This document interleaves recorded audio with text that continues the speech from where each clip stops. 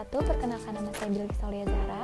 Di sini saya akan menjelaskan mengenai ada apa aja jenis-jenis sistem ekonomi. Yang pertama, sistem ekonomi tradisional. Sistem ekonomi tradisional memiliki hubungan yang erat dengan tradisi dan adat istiadat. Biasanya negara yang menggunakan sistem ekonomi tradisional adalah negara yang masih sangat bergantung dengan sektor pertanian. Produktivitas pada sistem ekonomi ini umumnya juga masih rendah. Hal ini disebabkan karena masyarakatnya yang belum atau tidak memiliki hasrat untuk mengembangkan hartanya. Pada sistem ekonomi tradisional, kelebihan yang dapat dirasakan adalah terjaganya kondisi alam dan sumber daya karena tidak adanya eksploitasi yang berlebihan. Tetapi kekurangannya biasanya peradaban dengan sistem ini lebih susah, maju, dan berkembang. Ini juga dapat dipengaruhi oleh tradisi dan adat yang masih kuat, sehingga dapat menghambat kemajuan teknologi akibat adanya penolakan dari masyarakat. Yang kedua ada sistem ekonomi komando. Sistem ekonomi komando merupakan sistem di mana pemerintah memiliki kuasa penuh atau dominan terhadap kegiatan ekonomi negaranya. Sistem ini biasanya juga disebut sistem ekonomi terpimpin. Jadi faktor produksi dipegang penuh oleh pemerintahan, sehingga nggak ada pihak swasta atau perseorangan yang menguasai barang atau sumber daya tertentu. Kelebihan dari sistem ekonomi komando adalah perekonomian masyarakat yang dijamin oleh negara. Selain itu, negara juga lebih mudah mengendalikan harga dan inflasi. Tetapi kekurangan yang dapat dirasakan adalah inovasi masyarakat dapat terhambat karena terlalu mengandalkan solusi dari pemerintah. Ini juga dapat menjadi masalah baru apabila negara justru tidak mampu memenuhi kebutuhan masyarakatnya karena konflik politik atau masalah internal lainnya. Yang ketiga ada sistem ekonomi liberal. Sistem ekonomi liberal adalah sistem ekonomi yang memberikan kebebasan seluas-luasnya kepada masyarakat dalam melakukan kegiatan ekonomi. Sistem ekonomi ini dikenal juga dengan sebutan sistem ekonomi kapitalis atau sistem ekonomi pasar.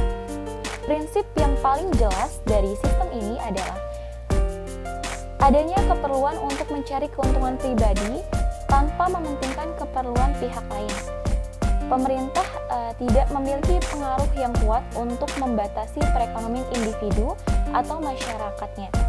Berbanding terbalik dengan sistem ekonomi komando, sistem ekonomi liberal tergantung pada ideologi kapitalisme dengan liberalisme. Itulah mengapa negara yang menggunakan sistem ini biasanya merupakan negara blok barat atau poros kanan, seperti Amerika Serikat, Jerman, dan Belanda. Kelebihan dari sistem ekonomi liberal antara lain adalah adanya kebebasan individu di bidang ekonomi dan produktivitas yang tinggi karena masyarakatnya memiliki ambisi yang tinggi untuk menambah harta. Namun, kelemahannya dari sistem ini adalah terciptanya kesenjangan ekonomi antara golongan kaya dengan golongan miskin, serta tingginya persaingan dan monopoli untuk merebut pasar. Yang keempat ada sistem ekonomi campuran.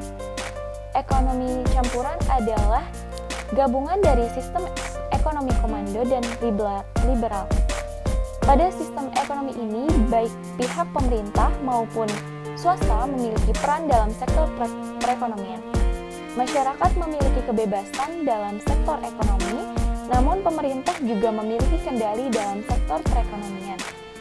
Ini bertujuan untuk mencegah adanya penguasaan penuh oleh segelintir masyarakat. Negara yang menggunakan sistem ekonomi campuran diantaranya ada India, Filipina, dan Malaysia. Kelebihan dari penggunaan sistem ekonomi campuran adalah stabilitas ekonomi lebih terjamin dan mencegah adanya monopoli pasar oleh sekelompok masyarakat tertentu.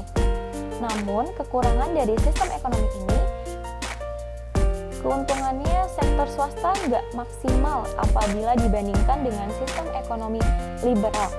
Dan kadang bila ditentukan ketidakjelasan mengenai batasan pemerintah dan swasta dalam sektor perekonomian. Nah, yang kedua ini ada negara-negara yang menganut sistem-sistem ekonomi, yaitu yang pertama ada sistem ekonomi tradisional. Saat ini hanya sedikit negara yang masih menerapkan sistem ekonomi tradisional. Sistem ekonomi tradisional biasanya terlebih dilihat dari daerah pengalaman dan terpencil yang terisolasi dari dunia luar. Nah, yang pertama ini ada lebah balim. Lebah balim adalah lebah penggunaan di Jayawijaya, Papua. Lokasinya lebah balim berada pada ketinggian 1.600 meter di atas permukaan laut dan dikelilingi pegunungan. Penduduk lembah balim merupakan suku Dani, suku Yali, dan suku Lani. Nah, sistem ekonomi di sini tuh diterapkan di wilayah ini masih terbilang sistem ekonomi yang tradisional. Mata pencarian kebanyakan penduduk lembah balim adalah bercocok tanam dan berternak. Yang kedua ada by sistem ekonomi komando.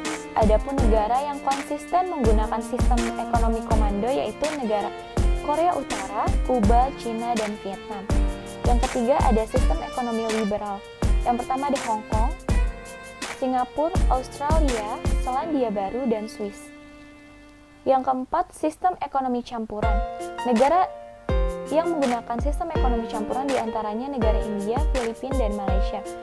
Dari kelebihan ini, penggunaan sistem ekonomi campuran adalah kestabilitasan ekonomi lebih terjamin dan mencegah adanya monopoli pasar oleh sekelompok masyarakat tertentu.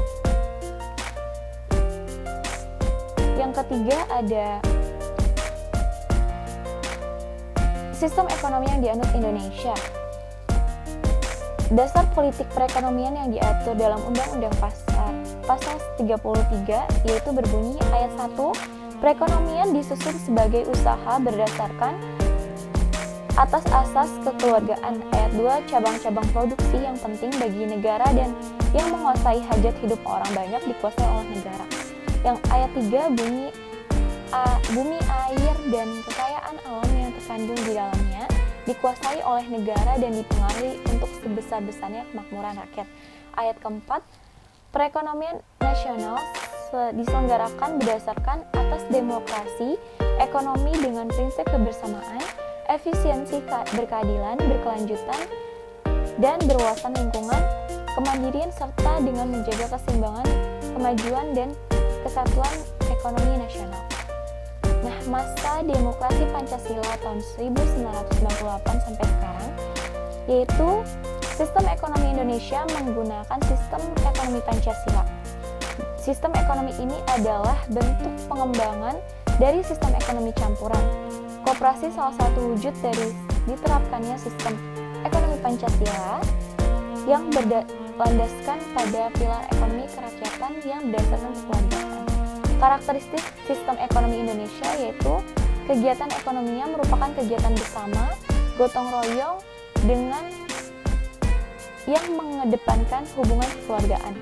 Cabang-cabang produksi yang bersifat strategis dan merupakan hajat hidup orang banyak dikuasai oleh negara. Alasannya, pemerintah menguasai produksi barang-barang strategis baik yang ada di tanah air Indonesia adalah semata-mata untuk kemakmuran rakyat.